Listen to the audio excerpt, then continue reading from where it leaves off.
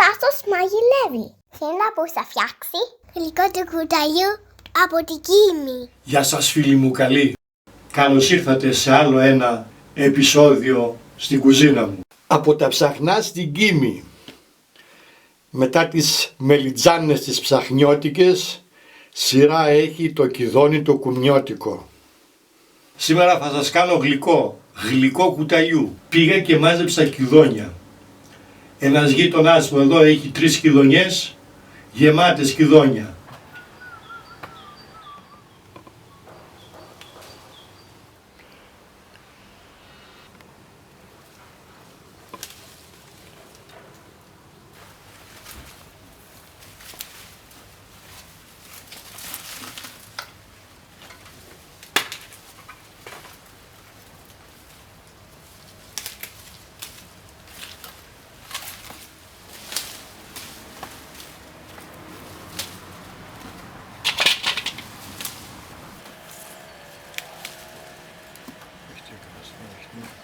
Das Fleisch?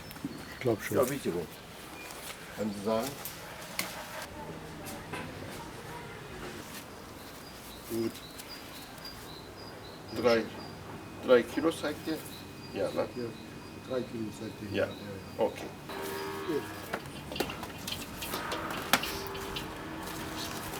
Okay, das bleibt. Ja. Sehr schön.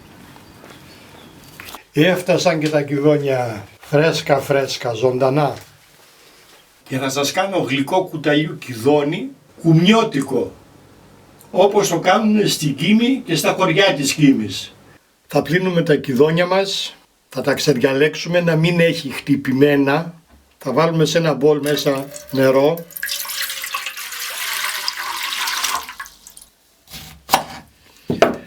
Θα στύψουμε μέσα στο νερό μισό λεμόνι. Για να μην μας μαυρίζουν τα κιδόνια όταν θα τα καθαρίσουμε. Θα κόψουμε τα κιδόνια πρώτα στη μέση. Μετά στα 4 και μετά στα 8.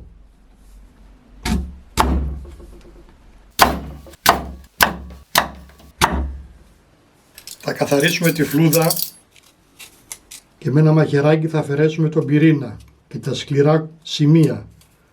Και αμέσως στο νερό με το λεμόνι για να μην μαυρίσει. Φλούδες, πυρήνες και κουκούτσια δεν θα τα πετάξουμε, θα τα ρίξουμε σε ένα μικρό κατσαρολάκι και θα τα σκεπάσουμε με νερό. Και θα τα βάλουμε να βράσουν 20 λεπτά, μισή ώρα.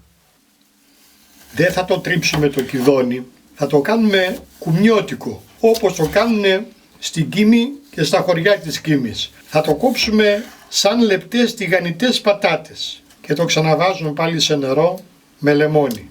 Λεπτές τηγανιτές πατάτες. Έτσι μου έγραψε η φίλη μου η Γεωργία η Λάμπρου.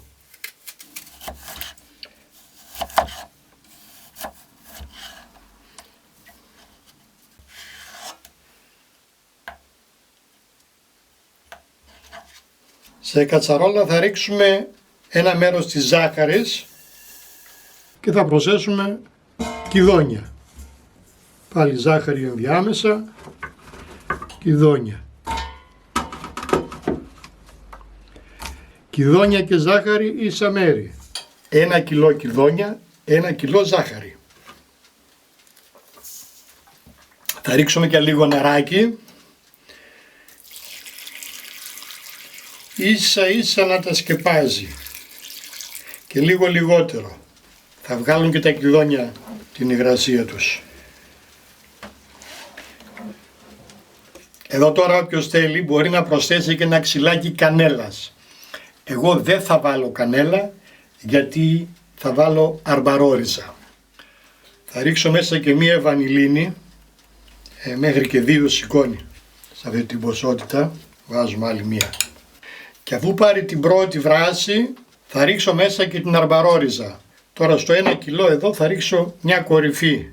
Αυτά εδώ τα 1, 2, 3, 4, 5 φιλαράκια. Τα βάζουμε στο μάτι τώρα και τα βράζουμε.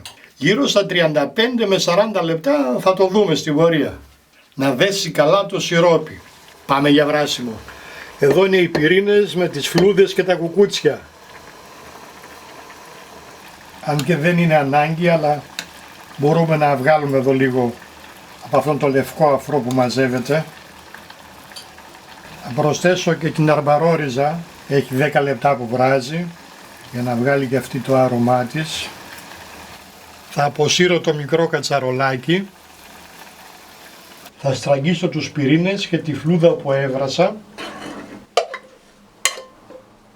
Οι πυρήνες από τα κυδόνια, η φλούδα και οι σπόροι είναι γεμάτη φυσική πικτίνη, η οποία μόνο καλό θα κάνει στο σιρόπι μας. Θα το δέσει πολύ καλύτερα, θα το πατήσω έτσι εδώ όσο μπορώ. Κοιτάξτε πόσο πικτό είναι. Και αυτό χωρίς προσθήκη ζάχαρης. Αυτό τώρα όπως είναι θα το ρίξω μέσα στο γλυκό που βράζει. Για να δούμε αν έχει γίνει το σιρόπι, θα κάνουμε το τεστ με 2 σταγόνες. Θα το αφήσουμε να κρυώσει καλά και μετά θα δούμε με το κουταλάκι αν κάνει κοιλάδα. Για να δούμε. Θα πρέπει τώρα να κάνει κοιλάδα. Ό,τι πρέπει. Οπότε έχει δέσει το σιρόπι. 40 λεπτά έβρασε. Το αποσύρουμε από τη φωτιά και στο σημείο αυτό θα προσθέσουμε το χυμό από μισό λεμόνι για να μην μας ζαχαρώσει. Θα το αναδεύσουμε και θα προσθέσουμε μέσα και τα βρασμένα και ξεφλουδισμένα αμύγδαλα. Δεν θα τα ανακατέψω τώρα. Μετά, παίρνοντας το γλυκό για να το τοποθετήσω στα βάζα, θα παίρνω μαζί και αμύγδαλα. Και μην ξεχνάτε, για εγγραφή εκεί κάτω, ξέρετε εσείς.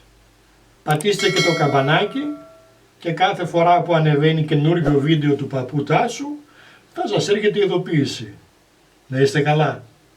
Πάμε να γεμίσουμε τα βάζα τα οποία έχουμε αποστηρώσει. Τώρα που το γλυκό ακόμη είναι ζεστό.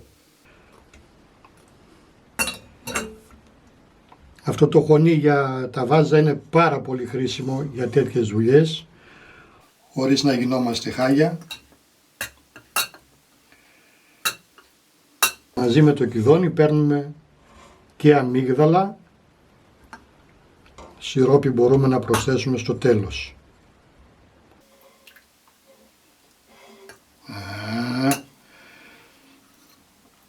Πάρα πολύ μ' αρέσει αυτή η δουλειά, πάρα πολύ μ' αρέσει. Πω.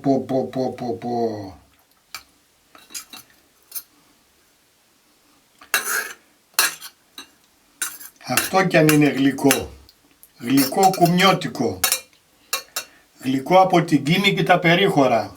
Η φίλη μου η Γεωργία Λάμπρου μου έγραψε ότι έτσι το κάνουν στη Βρύση.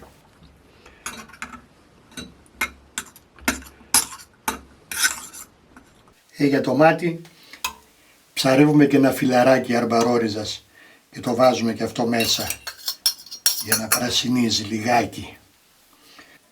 Θα έλεγα πως ναι, λίγο σιρόπι ακόμη θα το πάρει. Θα το πάρει το σιρόπι, θα το πάρει. Οπότε τοποθετούμε καπάκι από πάνω, το σφίγγουμε και όπως είναι καυτό θα το γυρίσουμε ανάποδα. Έτσι ακριβώς. Έτσι θα γεμίσουμε και τα υπόλοιπα.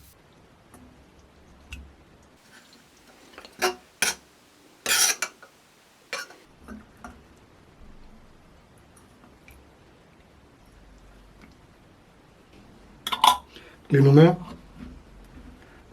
και φέρνουμε τούμπα. Μια χαρά.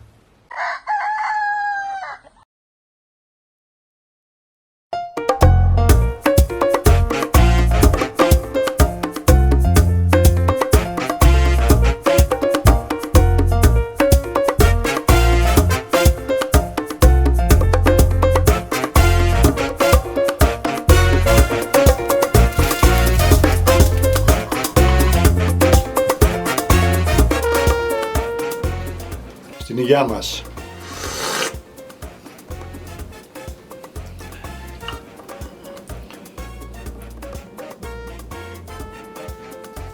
Κοίτα μέγεθος, κοίτα. Έτσι. Ένα παίρνεις και γεμίζει το κουτάλι. Πω. Και τα αμύγδαλα ολόκληρα.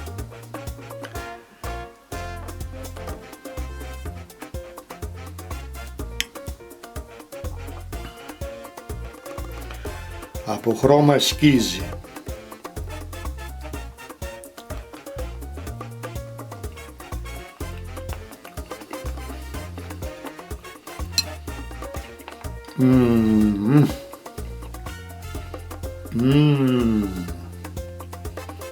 Φινετσάτη γεύση με άρωμα βανίλιας και αμπαρόριζας και κομμάτια που τα νιώθει στο δόντι.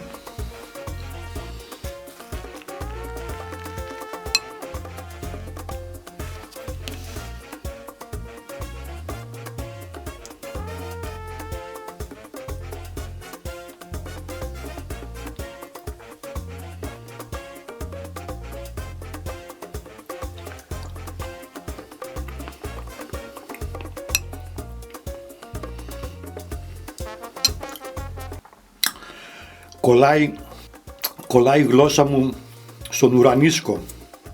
Ευχαριστώ πολύ, Γεωργία, που μου έστειλες αυτή την υπέροχη συνταγή από τη Βρύση Ευβοίας. Να είσαι καλά. Σας ευχαριστώ άλλη μια φορά για την αγάπη σας. Να περνάτε καλά, φίλοι μου, και όπως πάντα με αγάπη, Παππούς Τάσος.